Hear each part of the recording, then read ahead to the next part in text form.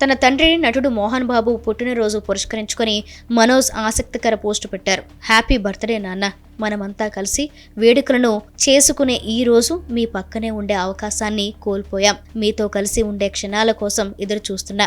Love you అంటూ పోస్ట్లో రాసుకొచ్చారు. మరోవైపు మంచు లక్ష్మి కూడా తండ్రికి పుట్టినరోజు శుభాకాంక్షలు చెప్పారు. హ్యాపీ బర్త్డే నాన్న, మీరు ఆయురారోగ్యాలతో సంతోషం, ప్రశాంతంగా జీవించాలని ఆ దేవుణ్ణి ఎల్లప్పుడూ ప్రార్థిస్తూ ఉంటా అని తెలిపారు. మోహన్ బాబు కుటుంబంలో గత కొంతకాలంగా వివాదాలు నెలకొన్నాయి. తాను సంపాదించిన ఇల్లు, ఆస్తులను మనోజ్ ఆక్రమించారంటూ మోహన్ బాబు ఇటీవల రంగారెడ్డి జిల్లా కలెక్టర్కు ఫిర్యాదు చేశారు. తల్లిదండ్రులు, వృద్ధులు సంరక్షణ పోషణ చట్టం కింద తనకు రక్షణ కల్పించాలంటూ కొద్ది రోజుల క్రితం తన ప్రతినిధితో లేఖ కూడా పంపించారు. వివాదాల నేపథ్యంలో మనోజ్ పెట్టిన పోస్ట్ ఆసక్తికరంగా మారింది. 3 నెలల నుంచి ఏదో ఓ వివాదంలో వార్తల్లో ఉంటున్నారు మంచు మనోజ్. తన తండ్రితో ప్రాబ్లం లేదని మనోజ్ మొదటి నుంచి చెబుతూనే వస్తున్నారు. తన తండ్రిని అడ్డం పెట్టుకుని విష్ణు నాటకం ఆడుతున్నారనేది మనోజ్ ఆరోపణ.